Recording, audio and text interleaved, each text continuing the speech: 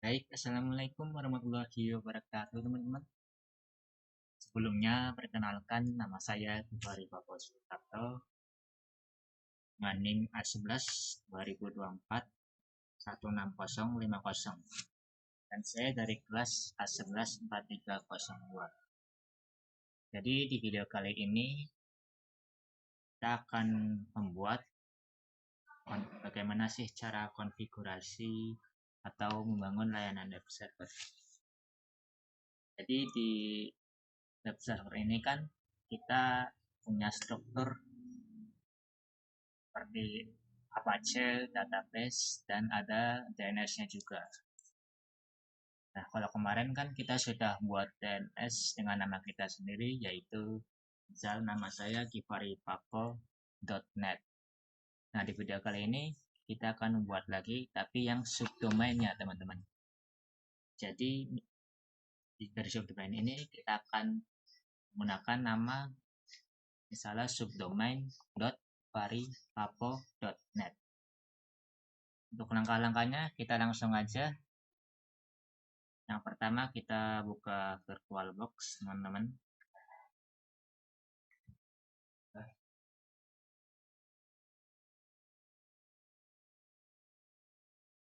Oke, VirtualBox-nya sudah kita buka. Tapi sebelum kita jalankan VM-nya, izinkan saya untuk menjelaskan dulu tentang network. Bentar.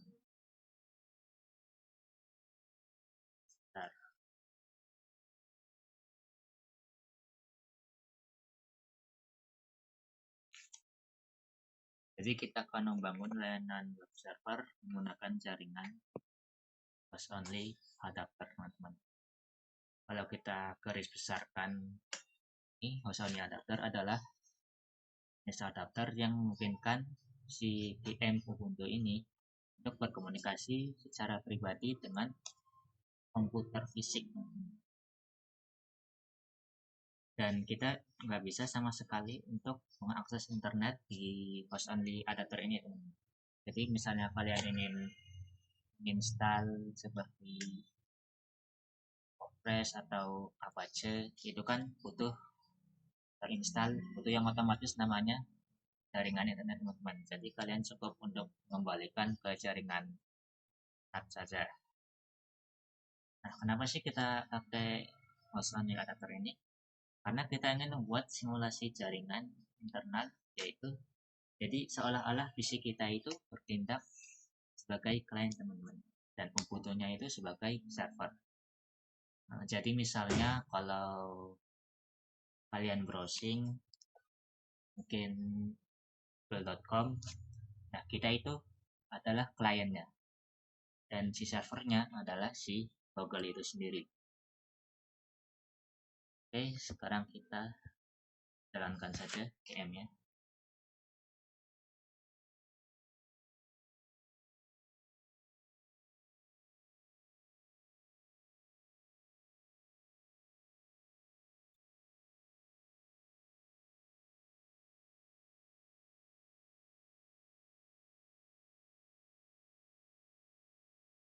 Oke, setelah kita masuk Ubuntu-nya, sekarang kita buka terminal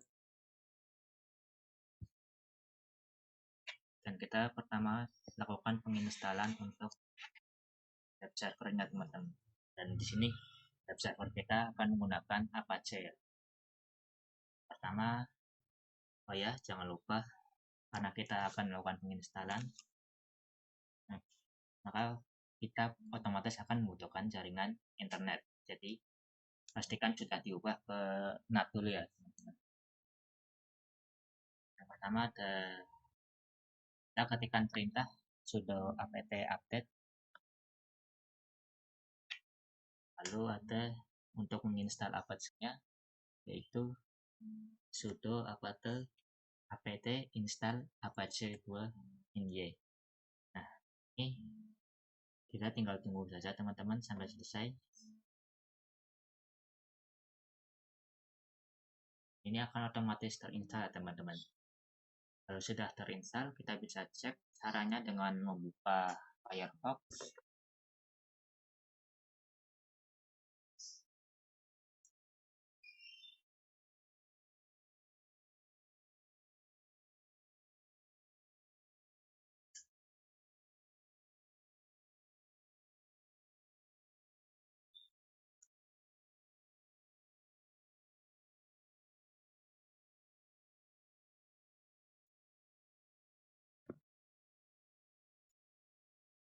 Nah, kalau sudah muncul halaman seperti ini, artinya Apache 2 kita sudah berhasil terhubung, teman-teman. Kita juga jangan lupa untuk cek di PC hostnya.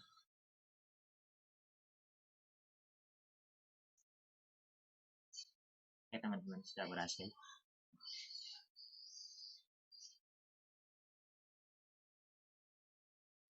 Baik, untuk selanjutnya kita akan melakukan penginstalan terhadap database server menggunakan MariaDB server, ya teman-teman.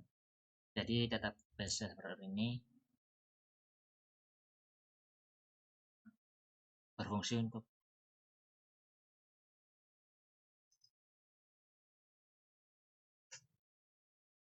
selanjutnya kita akan melakukan penginstalan terhadap database server.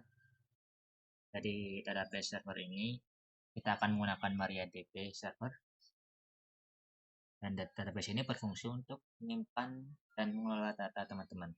Dan itu dia juga menyediakan akses ke data untuk pelayan melalui jaringan. Kita langsung install aja dengan perintah sudo apt install MariaDB server. Oke. Maka dan ketik enter, maka akan otomatis terinstall. Dan tunggu sampai selesai. Kita masuk ke database-nya dengan perintah sudo mysql -u root -p, dan kita akan klik enter.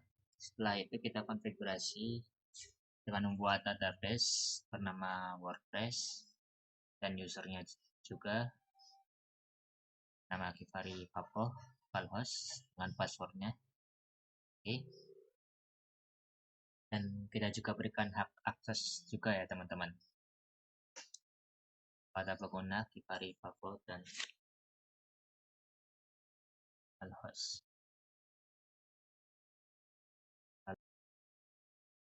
Jadi yang ketiga,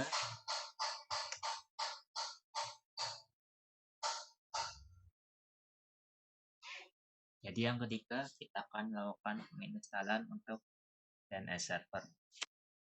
DNS server ini adalah server yang menerjemahkan nama domain yang mudah diingat manusia. Contohnya seperti google.com menjadi konversi IP numerik yang dipahami oleh komputer jadi 172.217.160.1. Jadi kita langsung saja install dengan perintah apt install win9 win9index. Kita tunggu sampai selesai.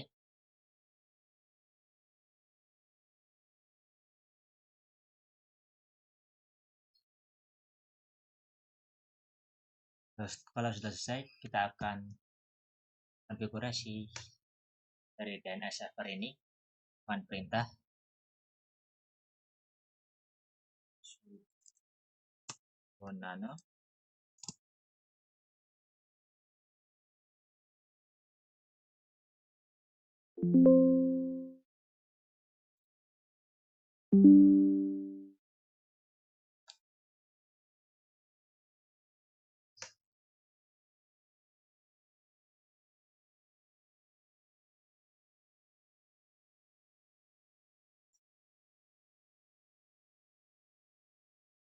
Nah, kita akan beri nama DNS kita di sini, teman-teman. Sesuai nama, misal nama saya Givari Papo Suprapto, kita akan beri domainnya givaripapo.net.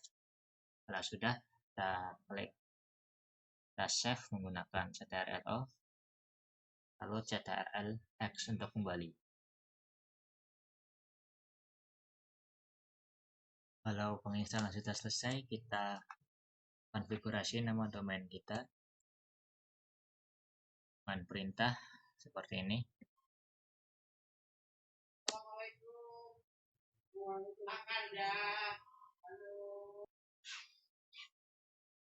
Setelah penginstalan selesai, kita akan konfigurasi nama domain kita sendiri dengan ketikkan perintah debug.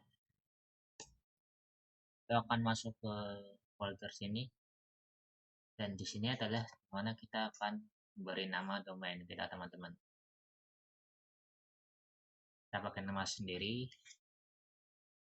Givari-Pavo, kita akan beri givari-pavo.net. Sudah kita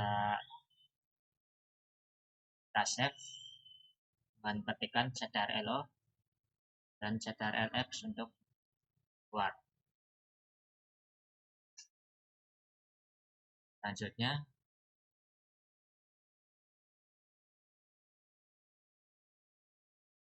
kita salin, teman-teman, dari folder db givari-pavo. Lalu kita akan copy filenya, sudo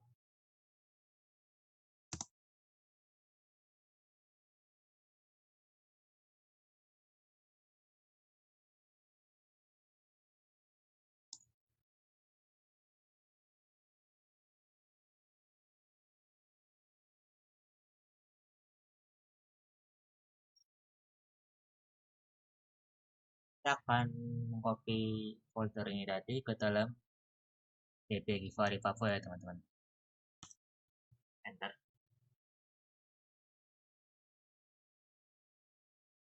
Lalu kita akan konfigurasi lagi dengan mengetik etc.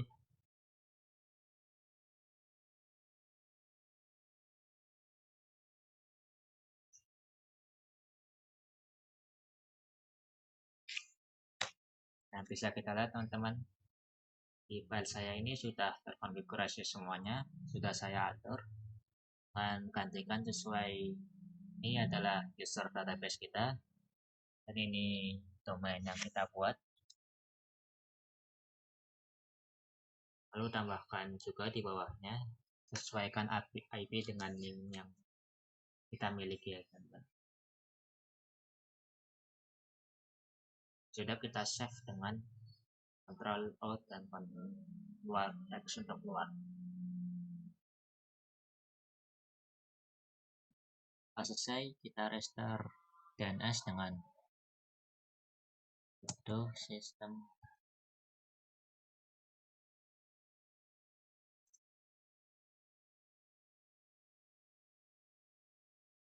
kita klik enter, lalu kita ketik lagi yang sama juga dan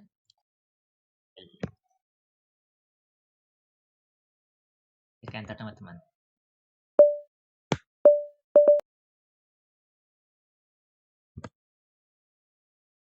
Lalu yang terakhir kita akan menginstal WordPress dan ketikkan perintah seperti yang di blog garis putih ini.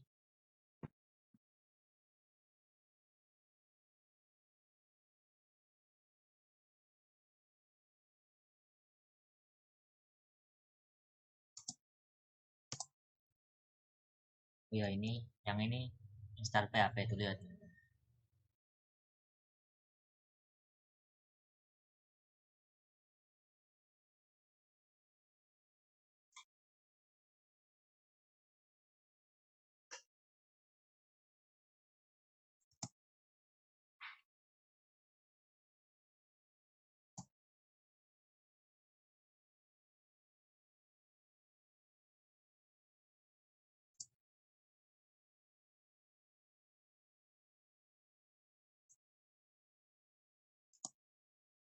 Ini adalah perintah untuk menginstal PHP-nya. Kalian tinggal klik enter dan tunggu sampai selesai.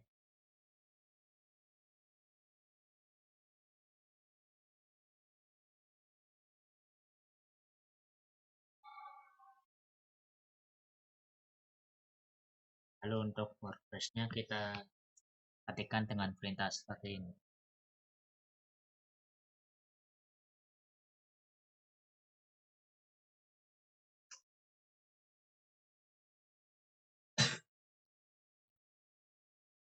Setelah selesai, filenya dengan seperti ini.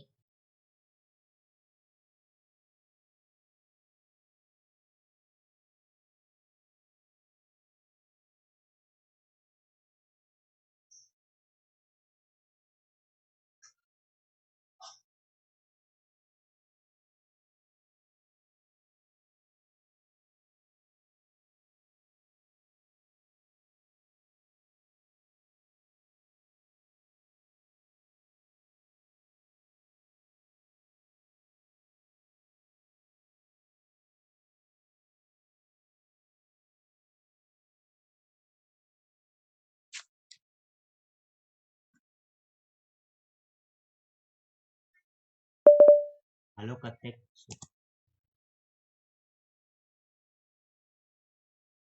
lalu kita akan mengetik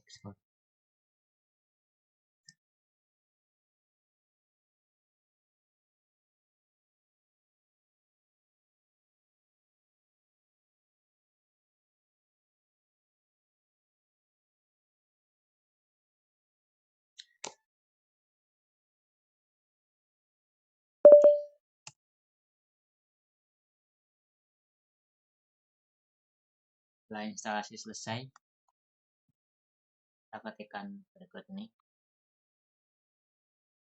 lalu ubah kepemilikan folder dengan perintah seperti ini.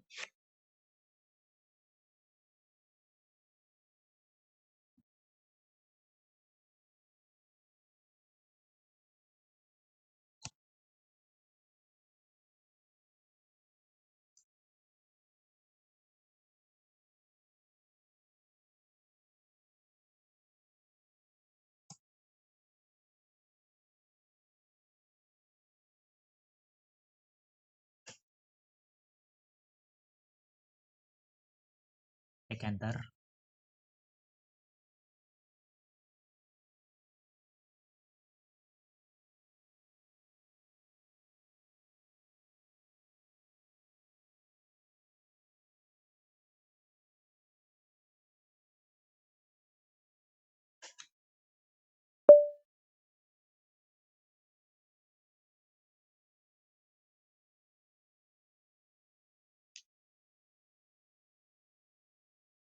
Lalu ketik enter lagi.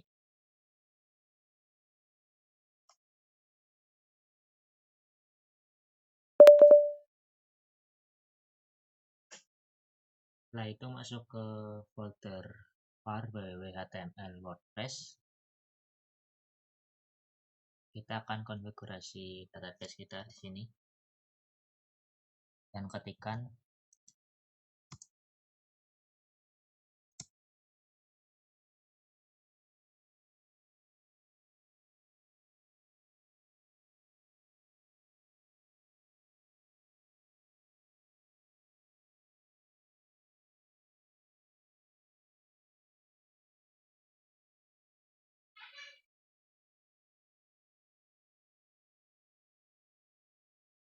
sesuaikan dengan database yang kita buat tadi ya teman-teman. Misal ini adalah nama database-nya, database, nama user, password, lalu ininya localhost. Setelah disesuaikan, kita save dengan ctrl-o, lalu kembali dengan ctrl-x.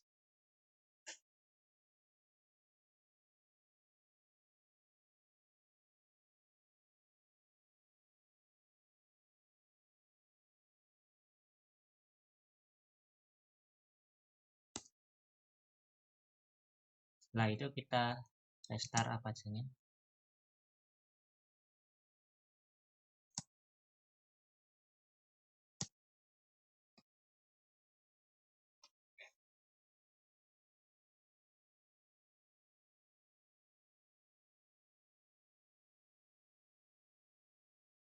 Setelah selesai di restart, kita buka browser.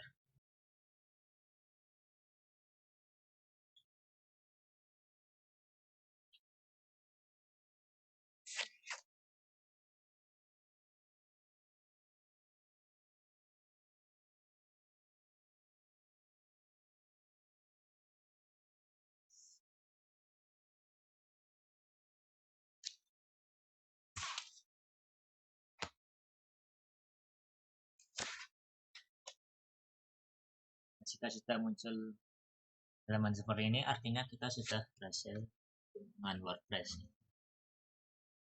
Kita cek juga di bagian sininya, sama ya.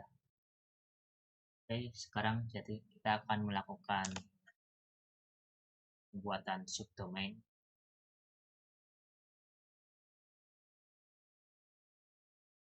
Untuk membuat domain, kita pastikan web server dan DNS-nya sudah aktif ya, dengan cara ketik perintah status apache 2 Kalau ada tulisan aktif, berarti sudah berhasil jalan.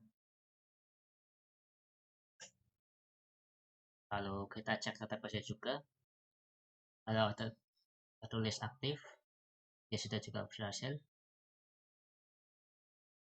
Lalu DNS-nya, ini juga sudah aktif semua, teman.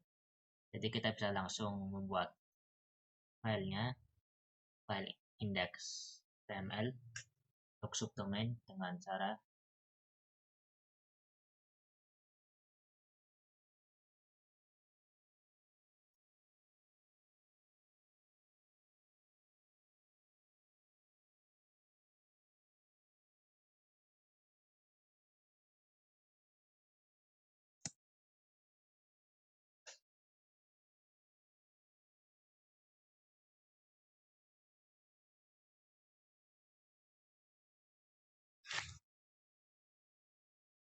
ini, teman-teman.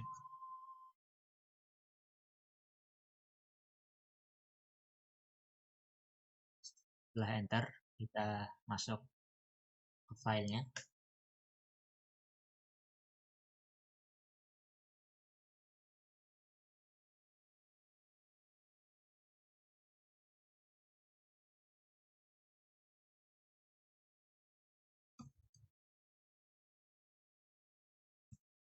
Buat HTML.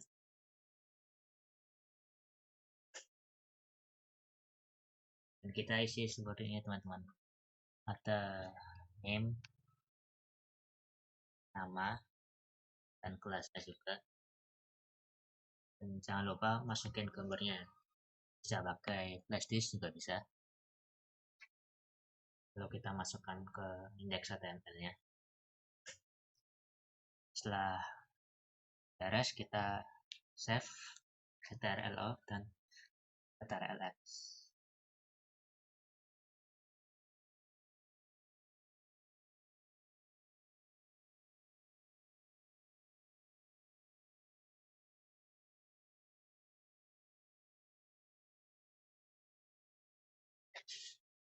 Lalu kita aktifkan subdomainnya dengan ketik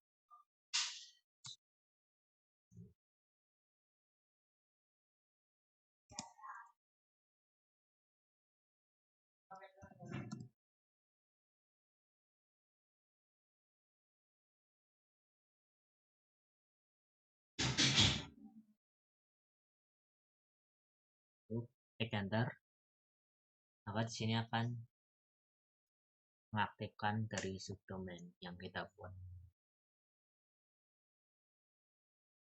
Kalau kita restart, lalu kita masuk ke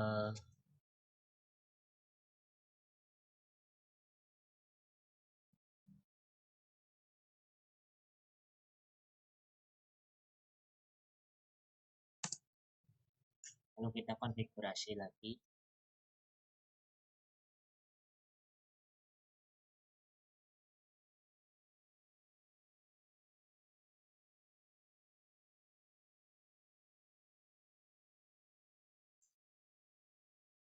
Jangan lupa tambahkan subdomain kita di sini ya. Terus taruh di paling bawah. Sudah kita ctrl untuk save dan keluar.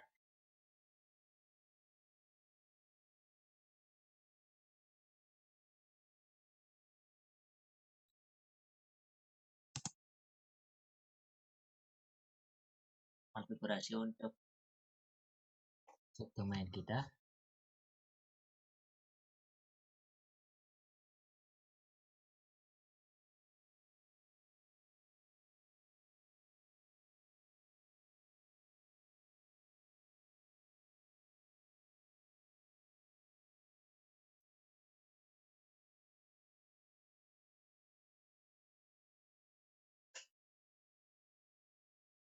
Kita ketikkan seperti ini ya, teman-teman. Ini akan mengarahkan ke directory dari domain kita supaya berhasil untuk diakses. Sudah kita save dengan ctrl lalu keluar ctrl-x.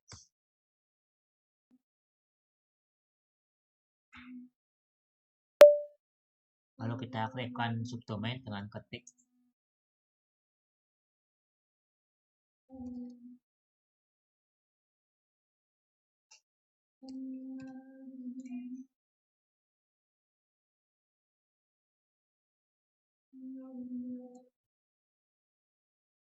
lalu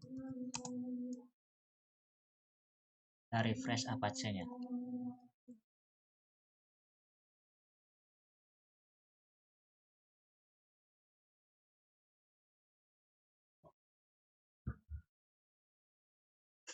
kita akan memastikan kalau Windows akan mengarahkan ke IP.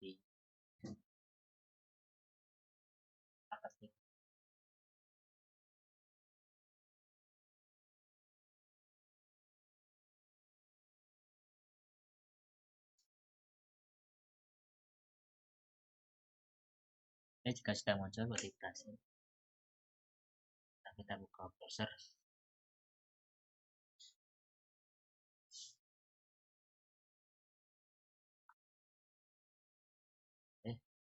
Sudah muncul kemudian. Jadi kita sudah berhasil mengaktifkan domain dari domain kita. Itu saja tutorialnya. Terima kasih. Wassalamualaikum warahmatullahi wabarakatuh.